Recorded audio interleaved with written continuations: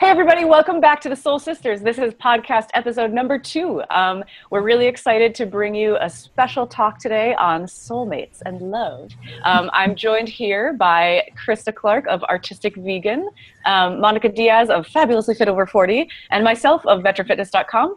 We're going to be discussing today in our podcast how we met our soulmates, maybe some tips for attracting a soulmate, and how to maintain a healthy relationship. So without further ado, let's get into our questions. I'd like to ask Monica first. Yay. How are you today, Monica, by the way? I'm doing pretty good. How about you? Excellent, excellent. Happy to be here. Very happy to be here. All right, so Monica, people often have a thought that finding a mate is hard, whether it's a regular mate, or a soulmate. So do you have any advice for people who feel this way, who are feeling challenged? And I know you've also had some great experiences with the law of attraction, so I was wondering if you could talk to us a little bit about that. Yeah, I would absolutely love to. So if you don't mind, I'm going to go just a little back just so I can explain where I was to where I went. And so when I was younger, I had no clue who I was, what I wanted, anything. So the first man that paid attention to me, I was like, oh my God, somebody actually likes me. Like, wow. So I just automatically went to that person, not even really thinking about if we even were a match or whatever it was. I just was doing whatever I could to keep this person because that's how I was validated. And then as that relationship broke up, and then I realized, wait a second, what am I doing? Okay, if I'm going to really, truly, truly be on this journey, who am I? What kind of a woman do I want to be as I progress through this lifetime?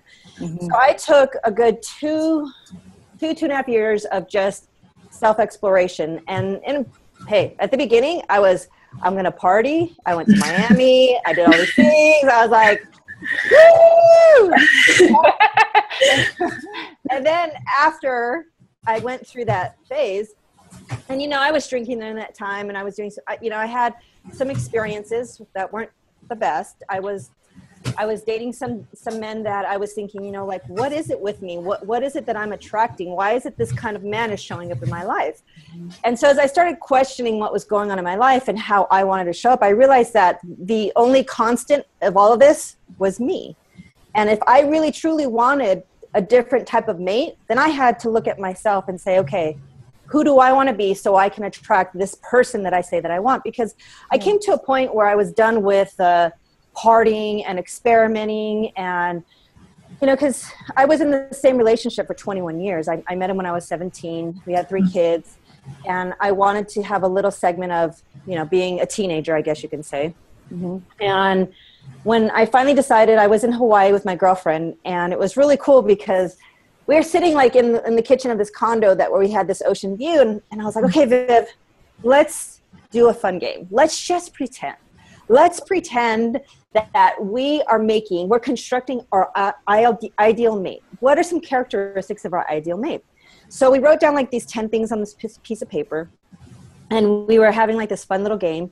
And I said, okay, let's close it up. And so what's really cool is I put even the funny things like blue eyes, like, physically fit, like all these different things. And I said, okay, so this is what we're saying we want in our ideal mate. In order to attract this mate, who do we have to be?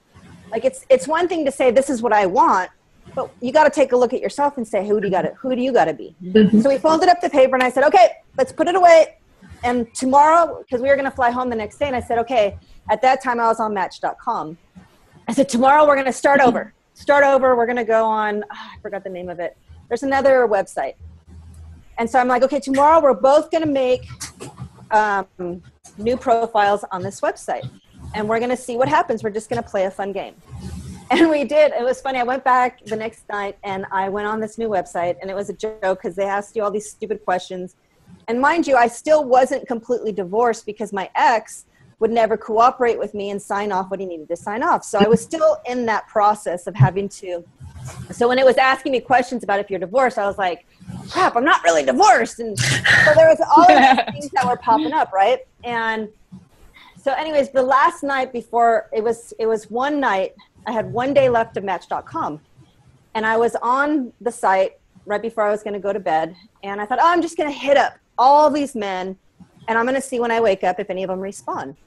I must have hit up probably And I was the one hitting them up. I was messaging them and just doing some things. And mind you, I only had 2 pictures up. I had one picture with a turtleneck on, and then I had a picture of my daughter and I in the subway. So there was nothing really descriptive. You know, men are visual, so they kind of want to see what your body looks like. But I was so done with all these weirdos reaching out to me when I had like sexy shots. I was like, eh. So anyways, it was funny because the next morning I woke up, Jay was one of the ones that I had hit up. And he was the only one that responded. Oh, wow. Oh, wow. And it was so funny because he was like, yeah, da, da, da, da. And he's like, look, why don't we just meet? I'll pick you up. And I'm like, I don't know you. Like, I have no idea who you are. I'll meet you somewhere. Let's meet.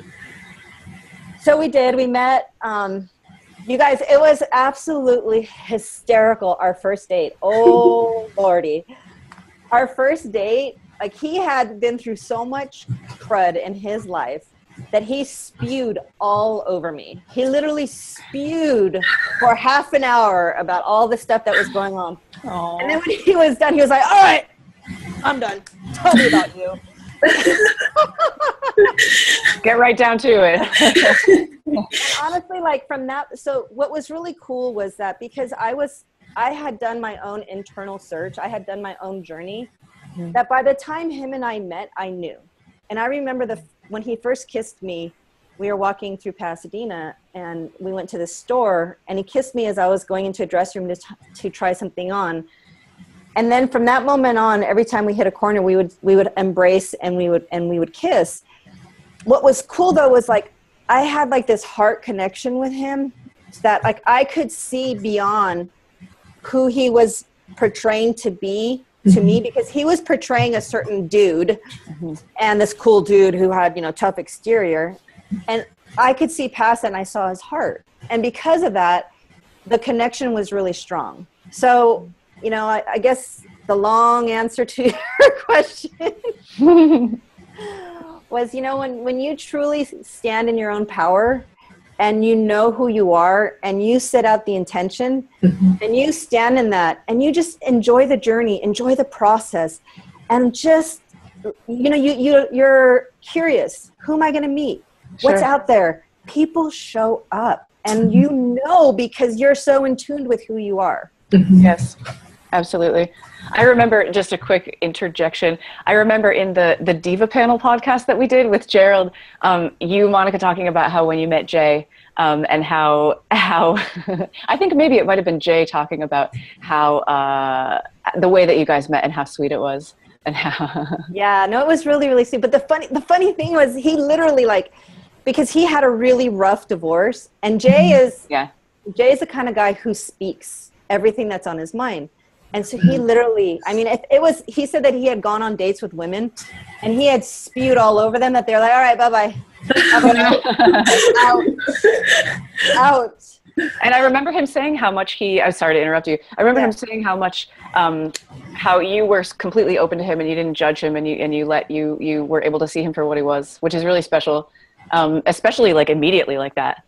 Yeah. And you know what was funny was that when I was done giving him my story, he sat back and he was like, wow, you're happy. I'm like, yeah, I'm happy. And he's like, all right, you want to go walk around? Wow. Yeah. And you know what? And I had to tell you this too, is like, through that journey, like, our first year was probably like one of the most challenging times, because there was so many different things going on between my divorce, between my family, between my kids, between his ex-wife, that literally, like, it could have broken apart anybody, because that's very, very, very challenging. And because I knew, like, I think I knew more than he did, but because I knew, like, I didn't affect it, and I didn't judge him. Like, it wasn't about, like, why are you acting like this? You're being, you know, a jerk or whatever it was. It was like, okay, that's who you want to be. I'll be over here when you're ready, and you calm down. I'll be over here. And he would always be like, wow, like, he just, because I was in a state of acceptance of who he was without judgment, I think it allowed him to release some of the layers of, like, this is who I got to be. And his true colors started to show. Sure. Absolutely. So give us some juicy tips on how we can, or how we can all sort of put this philosophy into practice.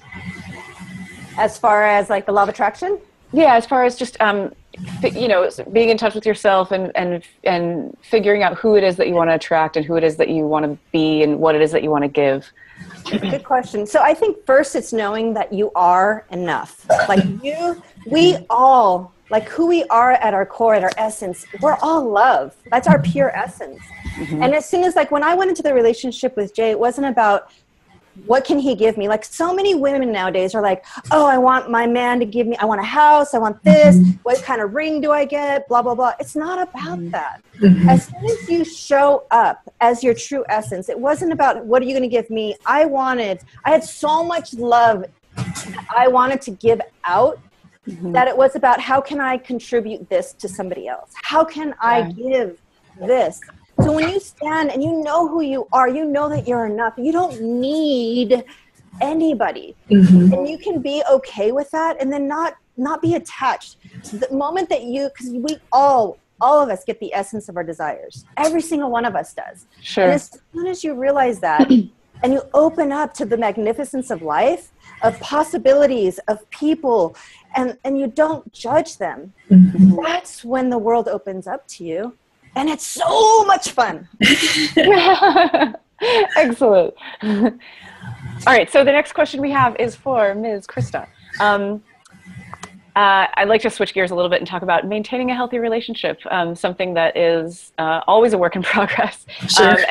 And we're always learning from Absolutely. Past relationships and current relationships. So something that we can all benefit from. So you are married to Gerald Clark. What kind of tips would you be able to give, or what has your experience been with how to sort of work together and maintain that kind of healthy balance? Well, when we first met, we made a commitment to each other to always be kind to each other. There's never really a reason to be unkind. So sometimes, we fail and we'll get in a fight or something, but then we'll go back to those standards and say, we were unkind, and water under the bridge and move forward. So, a matter of being kind, and also if you're not, to let go, forgive, and move on, and not have that, as Gerald calls it, a green garbagey highway replaying in your head. So that helps. And then we also seek all of our satisfaction from one another, so we don't go externally for that like a lot of the culture does nowadays. So that is one thing that keeps us really, really close and bonded, and all our needs are met within each other. And communication obviously is a big one.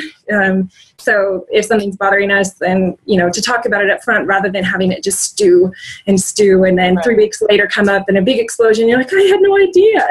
And so that's a big one. And, sometimes, we have shortcomings just like anyone else. And like you said, it's a work in progress, and we do our best just to maintain that love for one another.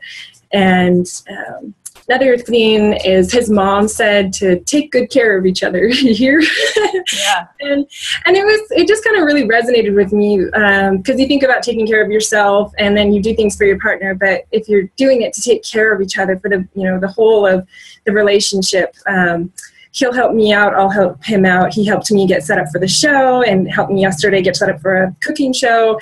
And then I'll help, edit his videos or do some other stuff behind the scenes. And so we try to help each other's missions, and then just have fun, keep it light. Like, he constantly makes me laugh, is making jokes. He's really, really good with words and turning them into something funny so you don't expect it. And I just find it really hilarious.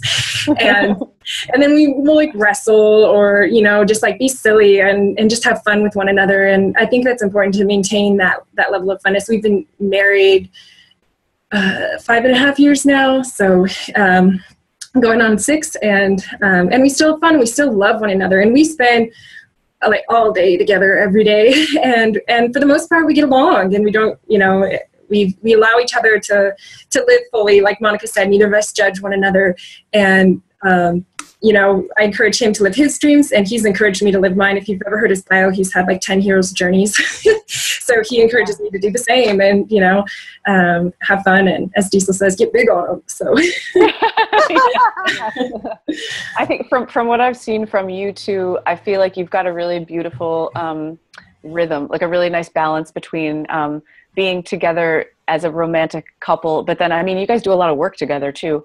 And it seems, and I know that that takes a lot of trust, and it takes a lot of good communication and a lot of, I guess, not to sound harsh, but almost like establishing boundaries, not in a bad way, but just so that you can have the communal space, and then you have your separate space, and you know when to weave kind of back and forth. And yeah, I see that a lot in you guys, even though you're far away from me. Well, thank you.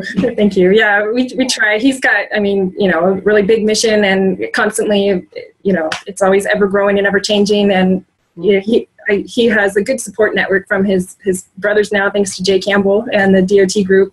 So that's really awesome.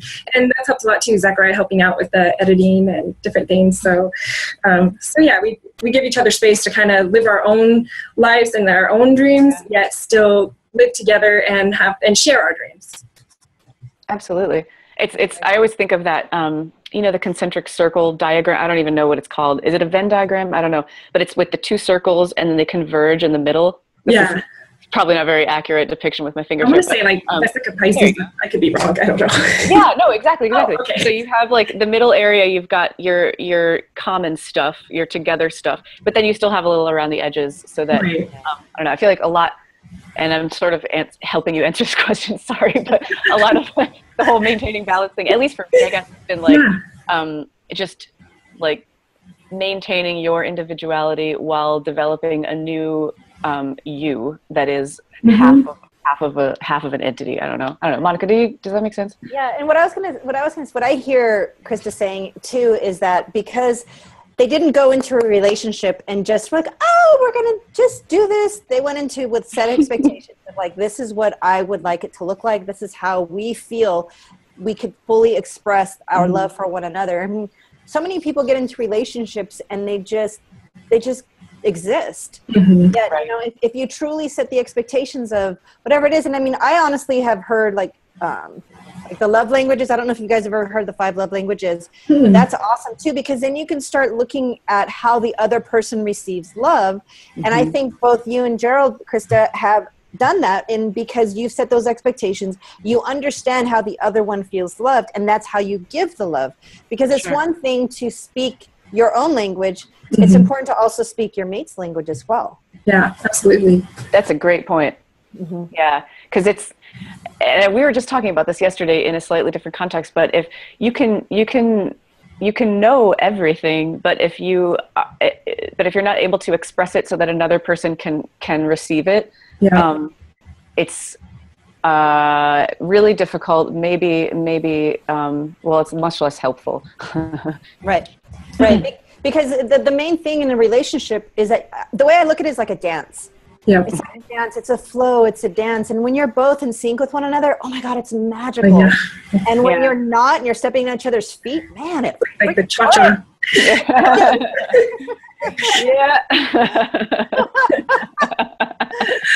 I did want to say too, what kind of a synchronicity is we actually did the law of attraction thing where we wrote out what we were looking for and the qualities we were looking for in a mate at the same time without realizing it before we got together. Wow. That's how in sync you were. It was cool. That's amazing. Wow. Very, very cool. Yep. And it's funny, if you look at the list, like Jay has all the qualities on my list, plus. And that's where I was like, dang, I'm gonna do this more often. I know, I love that. It's like dream bigger. Yeah, exactly. We limit ourselves.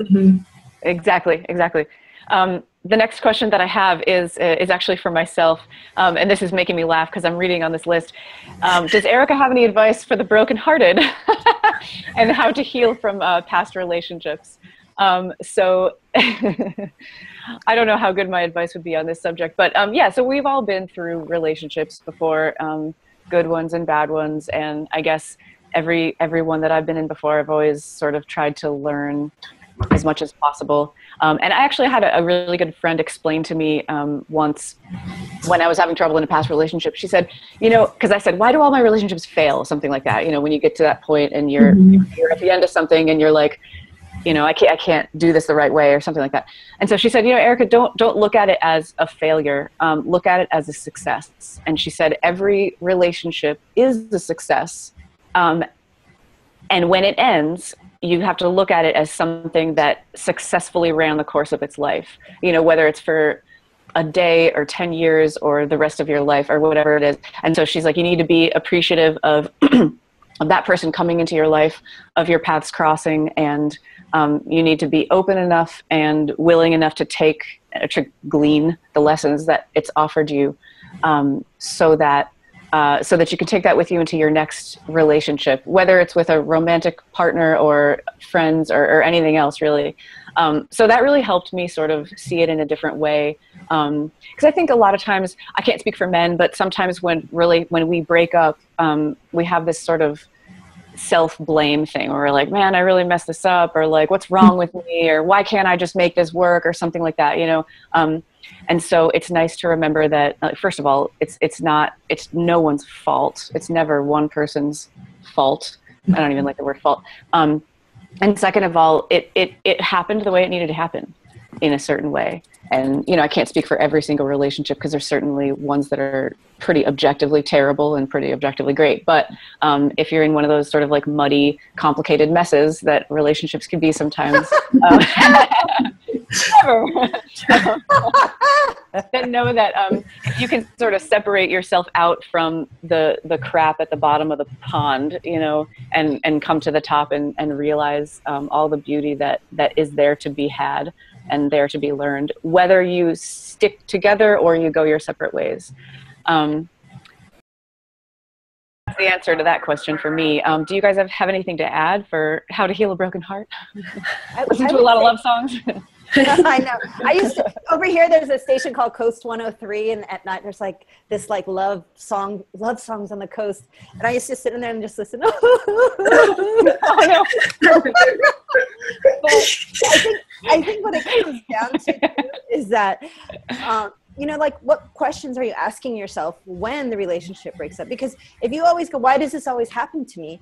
Like, the universe always responds. Mm-hmm. So if you're asking the question, the answer's coming. So why not just say, what can I learn from this? How can I show up differently in the next relationship?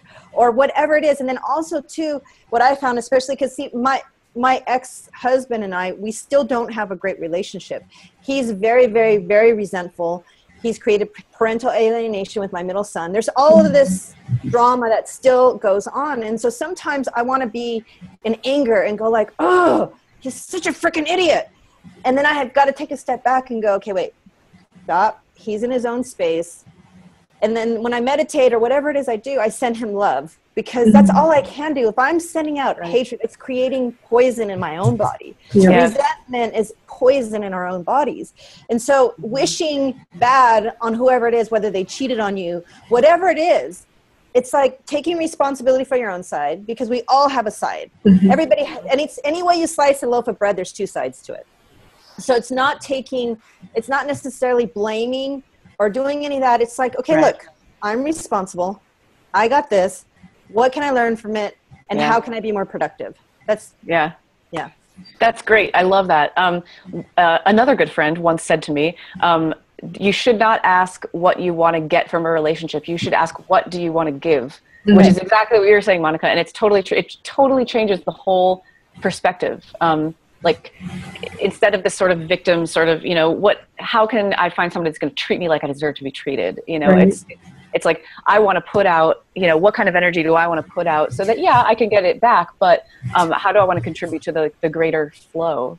Because honestly, thoughts are the same as actions. They're just at different vibrations, different frequencies. So if you're always thinking negative, you are drinking poison, and and negativity is going to come from negativity. It's not like you can think bad thoughts and then have them like turn into flowers. I don't think so anyway.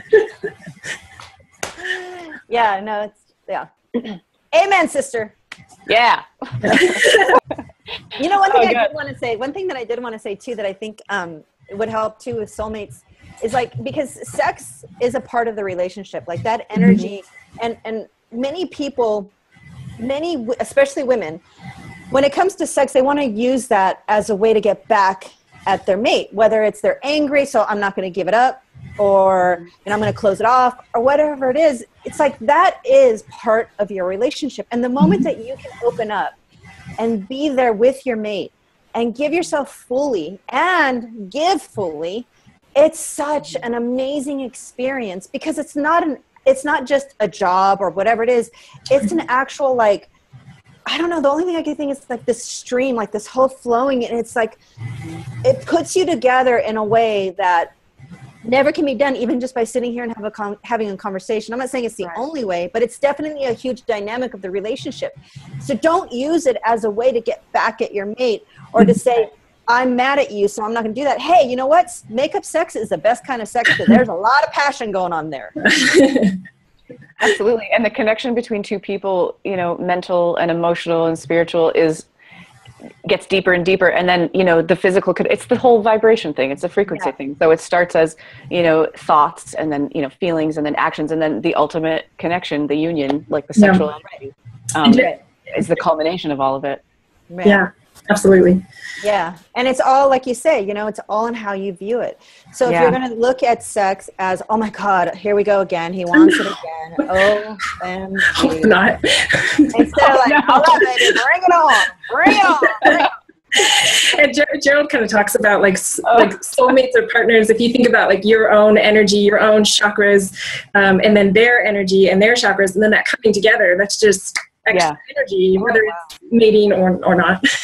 Right. It's fireworks. Mating. I love calling it mating. That's great. It comes out. I listen to all his podcasts and everything. So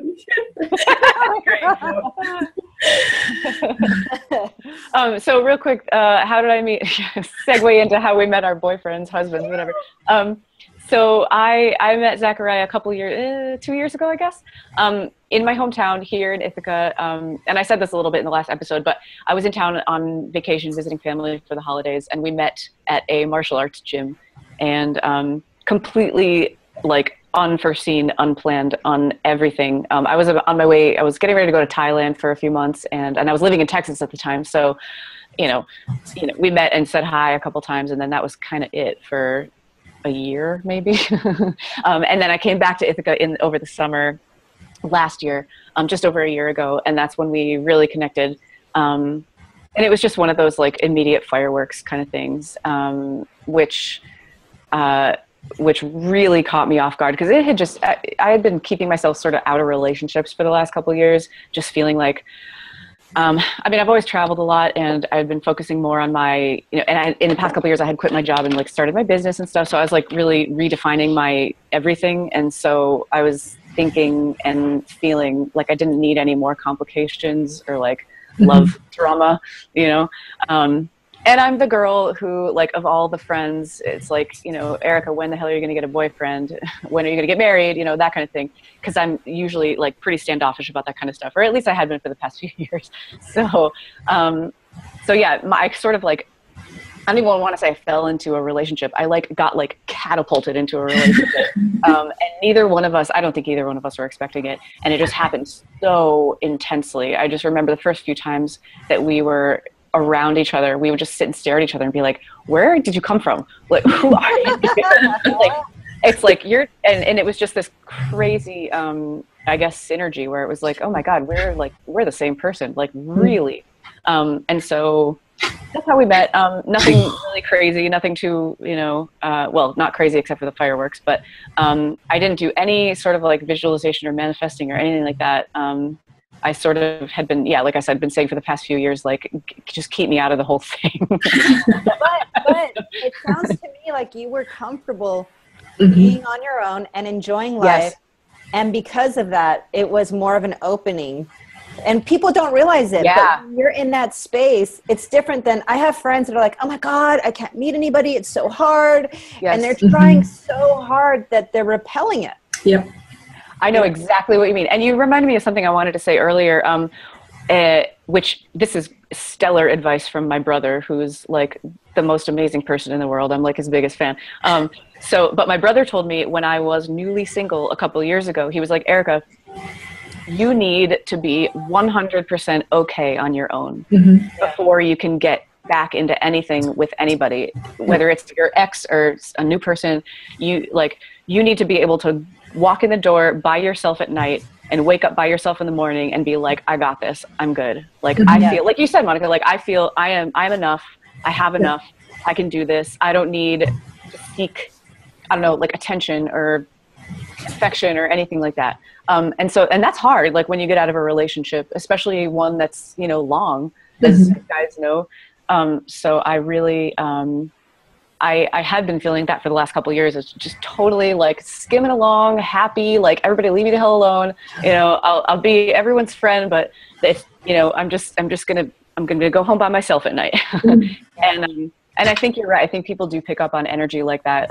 And a lot of people tend to be attracted to, like, I don't know, some sense of like confidence or direction or like, you know, strength in that way. And I can't speak for everybody, but yeah, I mean, because you see the other way around, it's the people who are like, I need a mate. I need a mate. I need a mate. I need a mate. I need a mate.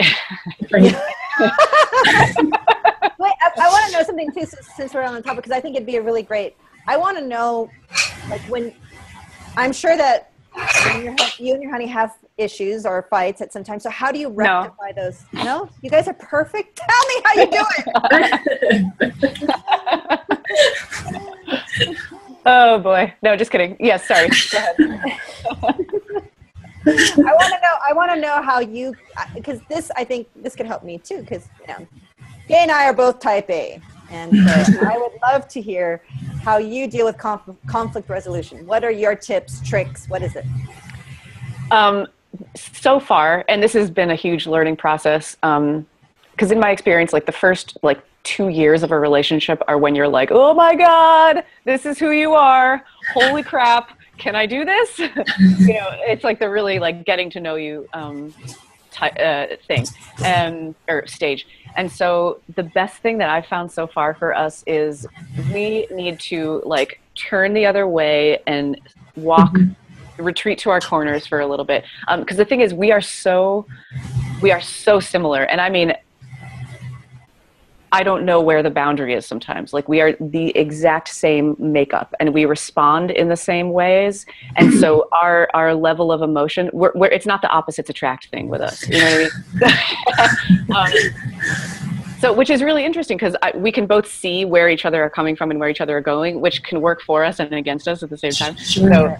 So when you know, when he goes up, I go up, and when he goes down, I go down, and depending on who, you know, starts the ascent or the descent, it's a really similar like reaction, similar argument style, similar, you know, making up style, everything like that. So I've seen, or I think we've both seen that it just helps to like just close your eyes, take a deep breath, walk away for a little bit, come back to it in 10 minutes or like a day, or, you know, see, my parents, my mother and my father had a great rule that they told me about, that they said they would never go to sleep mad at each other. And they were not like an argumentative couple at all. They weren't like, you know, they were never butting heads. But my mom said that was a really great thing for them to implement, was like, you know, whatever issue you have, you got to put it to bed that day, like before you go to sleep. So that's really helpful too. It's not easy sometimes.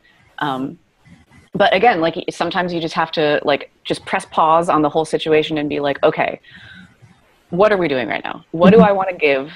What do I want you to give? And also, am I helping you be your highest self? You know? So, and like you said, Christa, like, are we being kind to each other? There's times where you're not, you know? Yeah. So unfortunately, but yeah. But like, yeah. So Christa, what do you do when we similar, you know, we retreat, we call it our cave. So we'll, you know, he'll go into his and I'll go into mine, and we often share a very small space, so it can be hard. Yeah. But we'll go off and we'll deal with it. You know, he'll deal with it his way, I'll deal with it my way. And then, you know, once things have boiled down, because it's a lot harder to take back words or take back something really hurtful in the heat of the moment if you say something than if you hadn't. So it's better to just retreat, and then we come back. And then usually it's like a hug or tears or something, you know, like, gosh, I don't ever want to make you feel that way. And sometimes I have to pause and ask myself, you know, why am I mad? Do I want to be mad? Do I really want to be mad at him? Do, right. do I really want that? Like, well, no. And then I kind of feel, you know, gosh, and then I go back and look at what I could do different. Or same for him. You know, it's, you know, neither of us are perfect. And so I would say that, yeah, like the space and then coming back together and the ability to drop it. And Gerald's biggest thing he's taught me is, you know, once you do drop it, literally let it be water under the bridge and let it flow by and move forward. and in this moment. And my sister put that on our one of our wedding pictures, was never go to bed angry. And so we try that too, because Abraham Hicks, she talks about like going to sleep in like a grateful vibration, because then you're going to wake up in that vibration. And so if you go to bed like pissed and angry, then you might wake up that way, and that's not fun. Right. No, or have bad dreams. You don't want to have bad dreams. Yeah, those are the worst. Yeah, exactly. Wonderful. And so, Krista, how did you and Gerald first meet? So we were actually neighbors. We lived in this place called Royal Apartments, which were anything but royal. And it was in San Diego. I had lived there about a year, maybe 9 months before he moved in, and it was just cheap rent.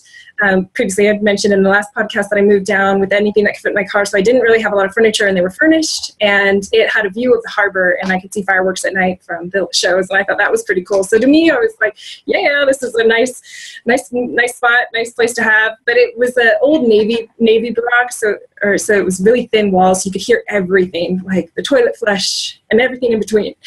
And yeah, and so I lived there, and then about 9 months to a year later, Gerald moved in, and at the time I was dating someone else, and he moved in 2 doors down from me. So we saw each other passing quite a lot, and then the first encounter we had, it was actually like a 7.2 or 7 point something earthquake. It was this huge earthquake where the building was swaying, and everyone came out onto their porch, and we're just kind of freaked out, looked around, and then went back in. And he came by and knocked on the door just to see if I was okay. And so that was kind of our first encounter. And then one day I was walking down the stairs with a pizza in my hand, and he said, "Hey, can I have a slice of that pizza?" and I said, "No, you're my boyfriend."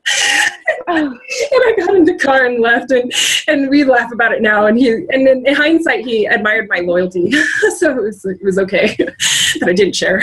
That's awesome. It was funny.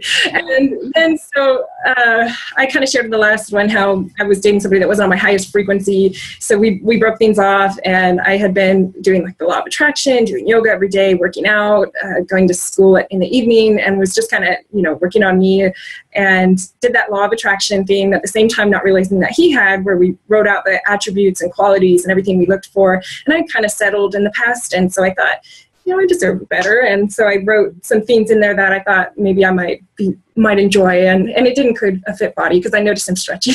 But I wasn't thinking of him in particular. I just, wrote out these qualities, and then he wrote out the qualities. And then we happened to both be reading The Power of Now for the second time, and we were doing these simultaneously.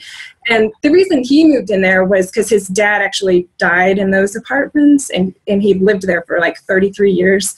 And he just wanted to go there to get to know his dad. So he was kind of following his synchronicity path and his own path. So we both lived there about a year before one day we were at the pool, and I said, me and my boyfriend broke up or something like that, kind of bold.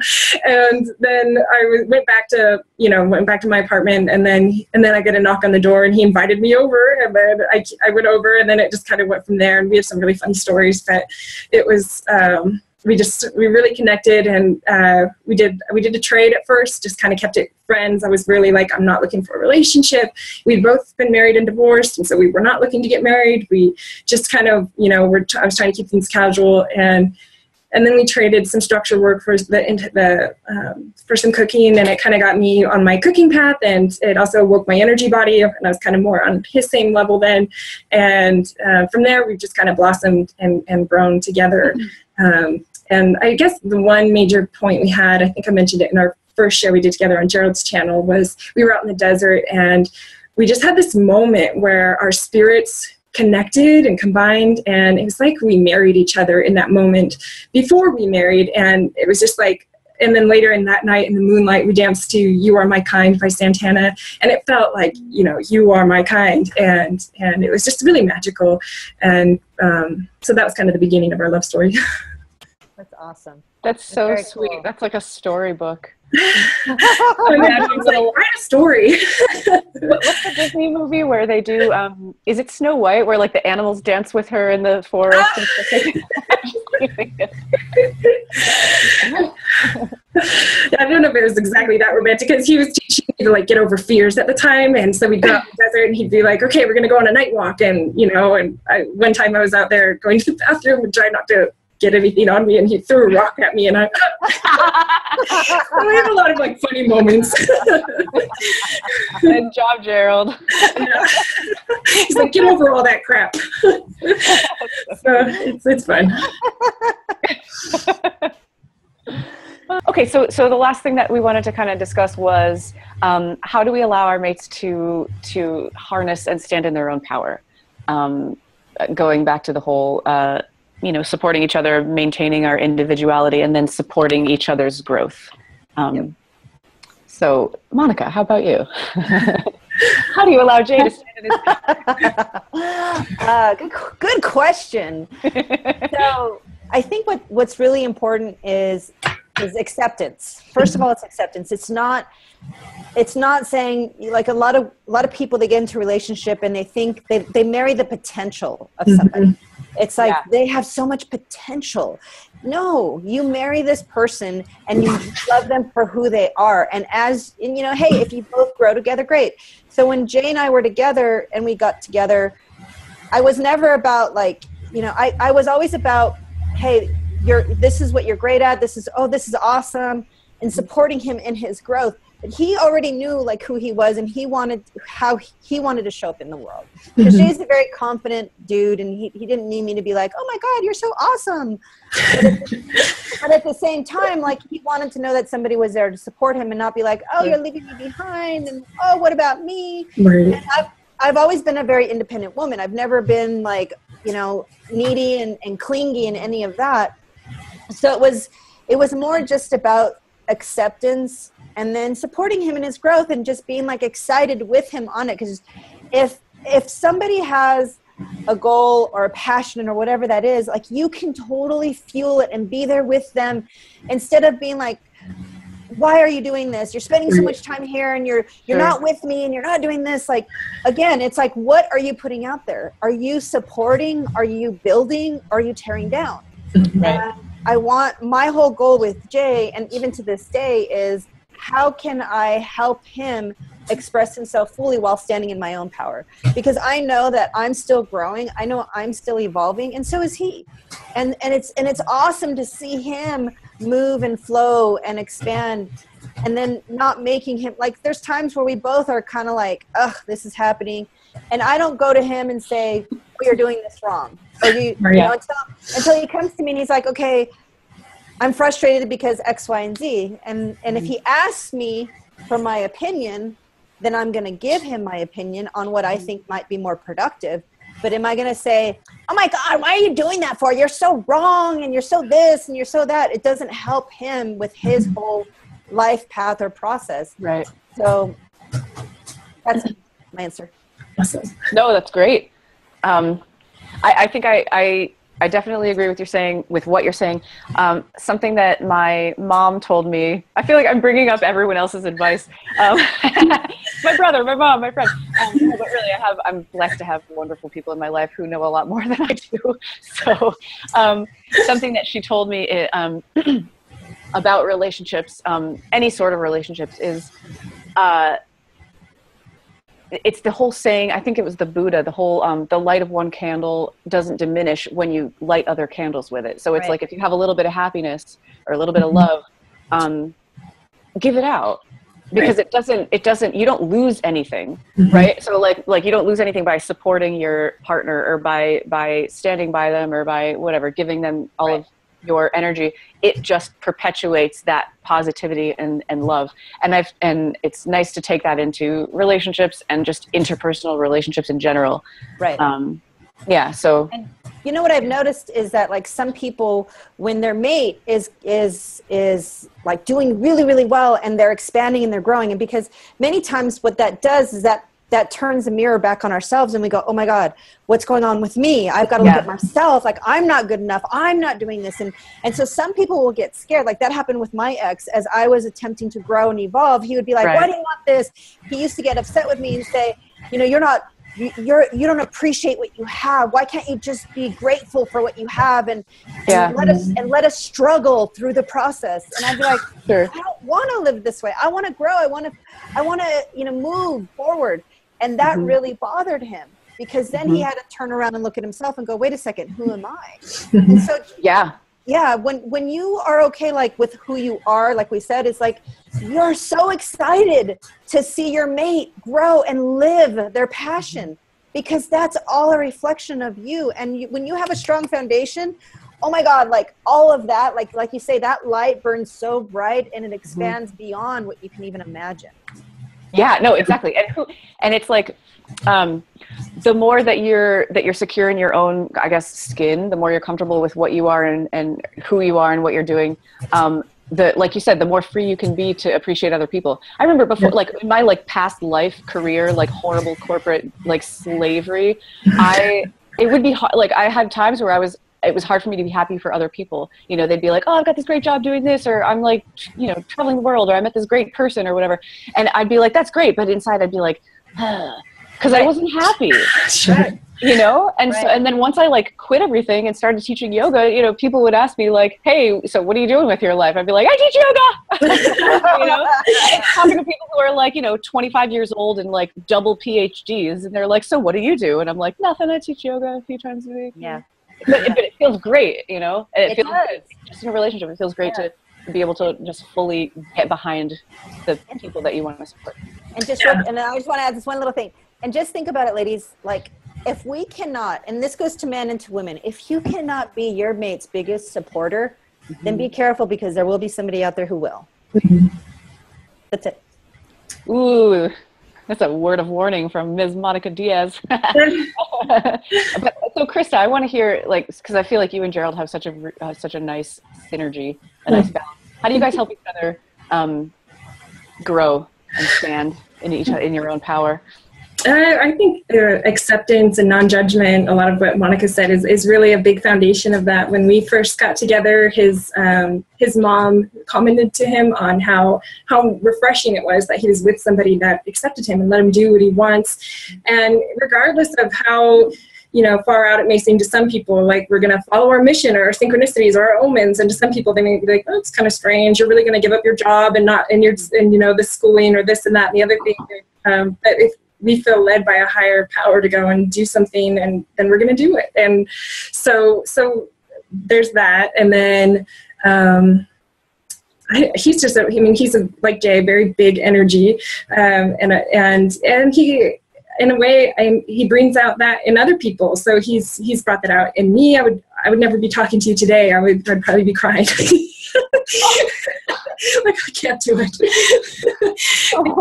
He believes in me, and I believe in him, and he's, as a result, he's reached dreams that he never even dreamt of, and same for me. And I'm just kind of excited to see where it goes. And he's got his own podcast and his own broadcast channel, and then now he encouraged us to do ours. So.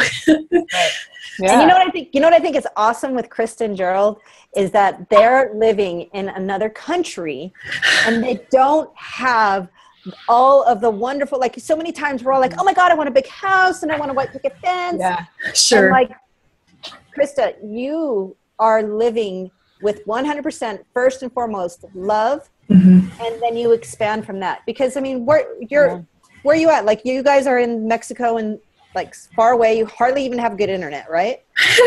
This week it's been pretty good. Don't say anything. Don't jinx it. Yeah.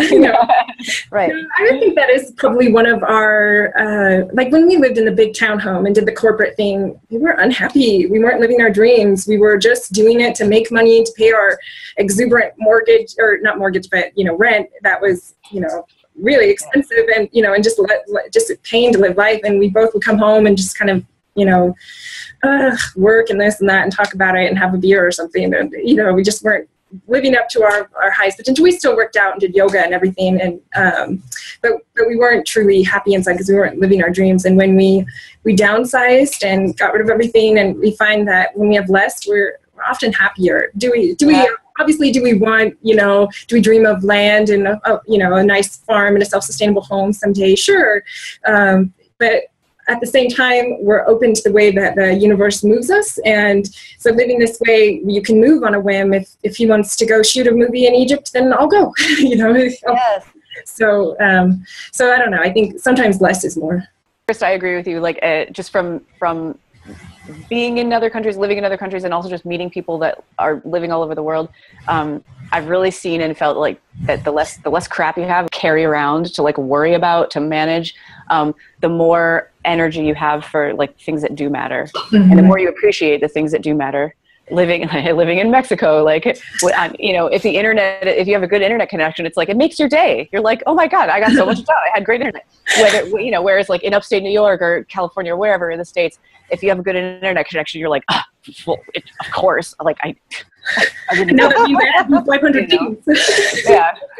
It's like, can't believe I got stuck in this traffic jam. And exactly. Yeah, we've seen some of we've seen some of the happiest families that have, virtual working. And they've invited us over for like Christmas dinner, and giving to us when we're trying to give to them because they don't have anything. Just generous people. Yeah. Yep. Yeah. Absolutely. What about you, Arka? How do you allow Zechariah to stand in his power? Oh, I forgot I hadn't answered that question yet. I think, just going back to what I was saying before, I think that us both really knowing who we are as people and knowing what is most dear to us, what's most important to us, allows us to fully support each other. And I think the question that we go back to a lot in many different moments is like, are we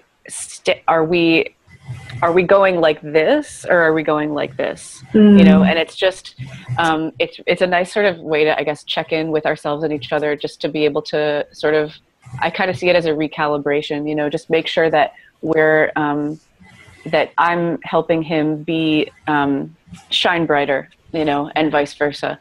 Yeah. And just, listening to each other, treating each other the way that we want to be treated, which is like so cliche, but it's like the most important thing in the world, So, I mean, I guess it's pretty simple, not necessarily easy, but, we both have strong senses of like what we want and who we are and where we're going. And our paths are intertwined in a really nice way. So it like makes it easy to support each other, So I guess that's my answer. That's my 2 cents. It's awesome too that you guys both give from such a beautiful place, like not wanting anything in return. You just want to give to help others, and that's really beautiful. Right. Thank you. Yeah. It's the only thing I could think of when I was younger, through elementary school, middle school, and actually high school too, is I would sit and ask myself, like, what do I want to be when I grow up, or what do I want to go to school for? And the only answer I could ever come up with was like, I don't really care as long as what I'm doing is really helping people and empowering people. And so, and I feel like what I'm doing is doing that. And it almost, like, yoga is my vehicle for the most part, but it doesn't have to be, you know what I mean? It doesn't have to be, it's perpetuating and increasing and promoting good energy and helping people just discover themselves. And I think that Zechariah wants that too. And we're both like really passionate about people being happy. So awesome. Yay. So, all right. Any closing thoughts as we wrap up this love podcast? I was going to say love chat, but I feel like love chat could sound kind of... Love chat. I have a couple things I wanted to say. And I think that it's important for whether you're in a relationship or not, like to live life with passion, to live life like just in a state of curiosity. And when you are with your mate, like we can all, at some point in time, we get comfortable and we think, oh, well, I've got this person, whatever. It's like, I read this one book one time and I forget what the name of it was, but it's so good. Like she goes, why can we not be in relationships like we're having an affair? Like, look at the people that have an affair with one another. They figure out where they can meet. They figure out how they can get together. Like, why are we not like that with our mate? Like, be passionate. When you kiss your mate, like, kiss with passion. Feel it. Like, I used to tell Jay, like, when I first met him, I'm like, oh my God, I knew the moment I kissed you. Oh, Lordy. Like, that, and to this day, like, when we kiss, that kiss speaks so much, because it's not just like, oh my God, I'm going to kiss you. It's like, there's passion, there's ignition, there's like, whoa. So when you're with your mate, feel that, embrace that, like, ugh. Yeah, remember how it felt when you first met, and remember that, like, this is the person that you've chosen to, like, give your heart to and your life to. That's a beautiful thing. And we don't know, like, if we're going to be around tomorrow. No, we don't. Tomorrow is not promised. It is not promised at all. So when you're with them, love, love, love. You know, we were complaining the other day about, like, something external, like we didn't have a certain kind of food, or we were out of something in the house. I can't remember what it was. And we were like, we caught ourselves, because we were like, you know, oh man, it's so annoying. We don't have this. It's like so stupid. What the hell? And then we just look at each other and we're like, what are we talking? We have a full house, a refrigerator full of food. We're employed. We're happy. We're together. We're, you know, our families are healthy. It's like, what the hell? Like, perspective. There's much less to complain about than, I mean, it's easy to get caught in that trap, you know, of just like taking things for granted, mundane, routine kind of thing. Right. We had that yesterday. There's so much stuff everywhere. I was doing a kitchen show, and it's a small kitchen, so you have to move everything. I'm like, it'll go back in a minute, but you gotta, you know, at least we have a kitchen. Right. Yeah. And I think it's just important for us to realize, like, when we are in that space, you know, when you are in that, like, you and Zechariah both recognized it together, Erica, and that was awesome for you guys. Mm-hmm. You're not making each other wrong or going like, oh my God, you don't appreciate that. And it's just like, you know, the process. It's awesome. So, okay, I'm done.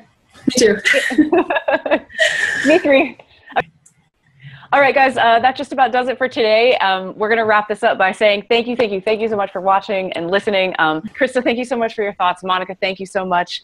Next week, we have a really awesome episode coming to you. We're totally switching gears, and we're going to be discussing one of Gerald Clark's books, The Anunnaki of Nibiru, about ancient origins. And I'm so excited, because this is like crazy, huge, just mind-blowing knowledge.